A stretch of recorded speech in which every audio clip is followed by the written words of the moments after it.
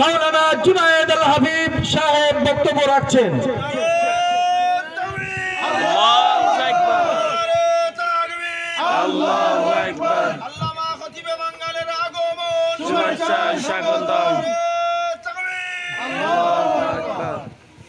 نحمده ونصلي على رسوله الكريم أما بعد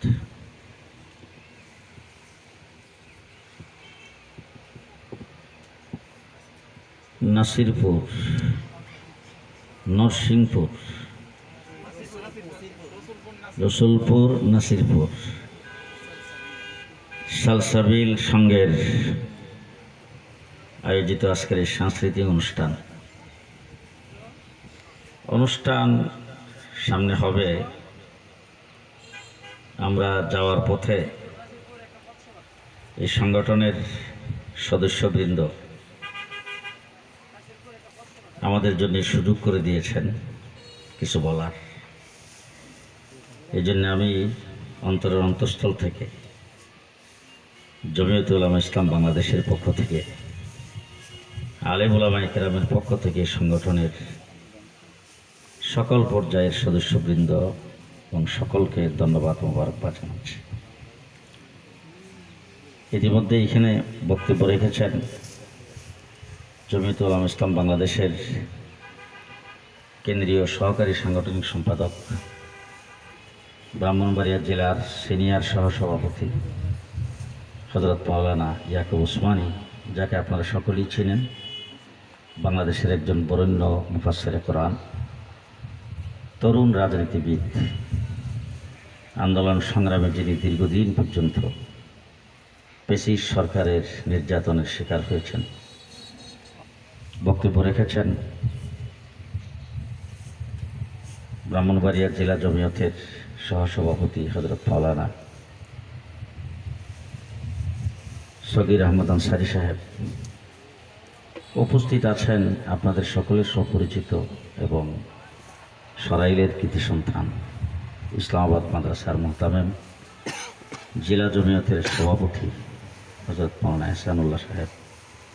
উপস্থিত আছেন জেলা জমিয়তের সেক্রেটারি, প্রখ্যাত মুফাসসিরে কোরআন হযরত মাওলানা মুফতি বশির সাহেব, জেলা জমিয়তের জয়েন্ট সেক্রেটারি কারি লাল বাদশাহ, জেলা যুব জমিয়তের সভাপতি হযরত মাওলানা সাইফুল্লাহ সাদি। এছাড়াও কয়জনের নাম বলবো, এখানে যাদেরকে দেখতেছেন শীর্ষস্থানীয় উলামায়ে কেরাম, বর্তমান প্রজন্মের অহংকার, অনেকে এখানে উপস্থিত। ওনাদের বক্তব্য, ওনারা যে কথাটা বলেছেন, নির্বাচনী প্রচার, এখনো নির্বাচনের শিডিউল ঘোষণা হয়নি। আমি মূলত নির্বাচনী প্রচারের জন্য আসিনি। আমি আপনাদের এলাকার সাথে আমার 50 বছরের সম্পর্ক। আপনাদের এই চুনটা, রসুলপুর, নাসিরপুর, লুপারা, বৈশর, পাকশিমুল, রোয়াই, এই এলাকার মৌলবী মাদ্রাসায় পড়ছে। আমার মনে হয় এমন কোনো মৌলবী পাওয়া যাবে না যে মালিহাতা মাদ্রাসায় 1 সবক পড়ে নেই, ব্রাহ্মণবাড়িয়াতে 1 সবক পড়ে নেই। আজকের থেকে প্রায় 50-55 বছর আগে, দেশ স্বাধীনের পরপর মালিহাতা মাদ্রাসায় যখন পড়ি, তখন আপনাদের এলাকার অনেক ছাত্র মাদ্রাসায় পড়তেন। চুনটা মাদ্রাসার মুহতামিম হযরত মাওলানা আতাউল্লাহ সাহেব, আতিকুল্লাহ সাহেব, উনি আমার সিনিয়র, কিন্তু আমরা একসাথে মালিহাতা মাদ্রাসায়, বনগরে মাদ্রাসায় লেখাপড়া করেছি। পাকশিমুল মাদ্রাসার মুহতামিম মাওলানা আতাউল্লাহ সাহেব, উনি আমার সিনিয়র। আমরা একসাথে মালিহাতা, ব্রাহ্মণবাড়ি 2 জায়গায় লেখাপড়া করেছি। অসংখ্য ছাত্র এখানকার লেখাপড়া করতো আমাদের সময়। তাদের অনেকেই দুনিয়া থেকে চলে গেছেন। অনেকের হয়তো চুলদারিগুলি আমার চেয়ে বেশি সাদা হয়ে গেছে, এরকম অনেকে আছেন। আমি এই এলাকায়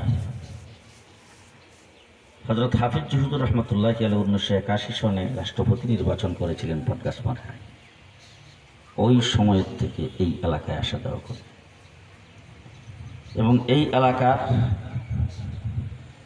ভোটের রাজনীতি বলেন, আন্দোলন সংগ্রামের ময়দান বলেন, সর্বক্ষেত্রে এই এলাকায় অসংখ্যবার এদিকে আসা যাওয়া করেছি। আমি এই রাস্তায় হাইটা অনেকবার চলেছি, যখন গাড়ি টাড়ি চলে না তখন। এই জন্যে আজকে ব্যস্ততার কারণে আপনাদের এখানে সচরাচর আসা হয় না, কম হয়। বেশি ব্যস্ততার কারণে, সাংগঠনিক দিনই অনেক দায়িত্বের কারণে অনেক সময় মাহফিলের প্রোগ্রামের জন্য অনেকে চেষ্টা করে, সেটা পর্যন্ত দিতে পারি না। আজকে ঈদের সময় সকলের ছুটির দিন, আমি মূলত আপনাদের এখানে এসেছি আপনাদের সঙ্গে একটু সাক্ষাৎ করতে। রাস্তা দিয়ে যাব, আপনাদের সঙ্গে একটু দেখা হবে, মূলত দেখা করার জন্য এসেছি। তবে শুধু একটি কথা আমি বলতে চাই, মুফতি ফজলুল হক আমিনী রহমতুল্লাহ আলাইহি এখান থেকে নির্বাচন করেছে। এর আগে মুরব্বীরা হয়তো কাহারও স্মরণ আছে, বলতে পারবে, ফখরে বাঙ্গাল রহমতুল্লাহ আলাইহি এখান থেকে ইলেকশন করেছে। মৌলানা আশরাফ আলী ধর্মমণ্ডলী সাহেব এখান থেকে ইলেকশন করেছেন, আপনারা ভোট দিয়েছেন।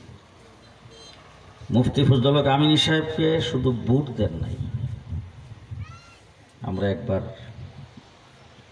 নৌকা যুগে আসছিলাম অরওয়াইল পাকশিগুলো দিয়ে ওয়ার্ক করার জন্য।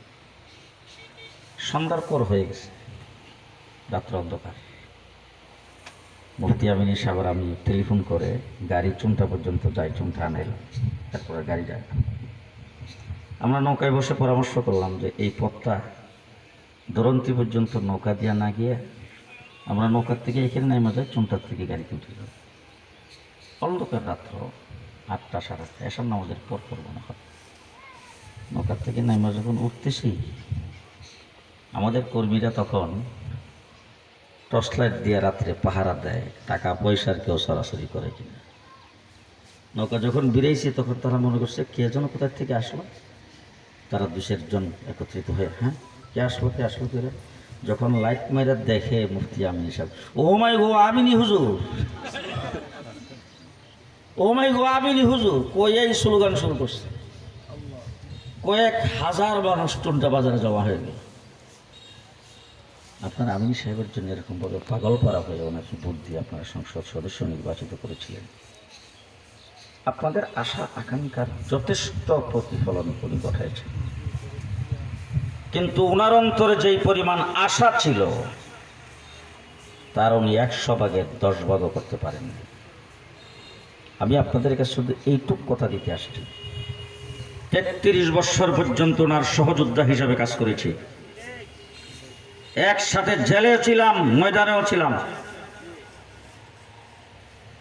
আজকে 2021 সালে ব্রাহ্মণবাড়িয়াতে পাখির মতো গুলি করে যখন 15 জনকে হত্যা